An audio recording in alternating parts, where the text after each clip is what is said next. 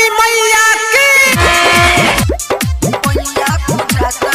मैया सरस्वती के मैया पूजाता कोचिंग स्कूलिया में डीजे सुनाता मिक्स बाय सुभाष प्रेम सुनाता मैया सरस्वती के मैया पूजाता मैया सरस्वती के मैया पूजाता मैया सरस्वती के मैया पूजाता मैया सरस्वती के मैया पूजाता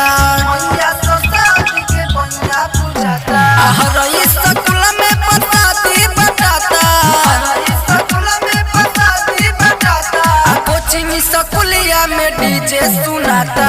मैया सरस्वती के मैया पूजाता मैया सरस्वती के मैया पूजाता मैया पूजाता कोचिंग स्कूलिया में डीजे सुनाता डीजे सुनाता अरे चढ़ेला कलम चढ़ेला कापी चढ़ेला कलम चढ़ेला कापी माई के पंडाल में लागल भीड़ काफी लागल भीड़ काफी लागल भीड़ काफी कोचिंग स्कूलिया में डीजे सुनाता अरे चढ़ेला कलम चढ़ेला कापी माई के पंडाल में लागल भीड़ काफी खूबे स्टाइल में सेल्फी खिंचाता कोचिंग स्कूलिया में डीजे सुनाता मैया सरस्वती के मैया पूजाता मैया पूजाता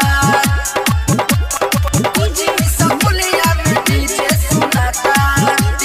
डीजे सुनाता अरे धूमधाम से दिहले हो मूर्ति सजाई धूमधाम से दिहले हो मूर्ति सजाई बेदवा उच्चारता रे पंडित बोलाई हो पंडित बोलाई कोचिंग स्कूलिया में डीजे सुनाता अरे धूमधाम से दिहले हो मूर्ति सजाई बेदवा उच्चारता रे पंडित बोलाई सारा लयकवा हो जय जय चिल्लाता कोचिंग स्कूलिया में डीजे सुनाता मैया सरस्वती के मैया पूजाता मैया पूजाता कोचिंग स्कूलिया में डीजे सुनाता डीजे सुनाता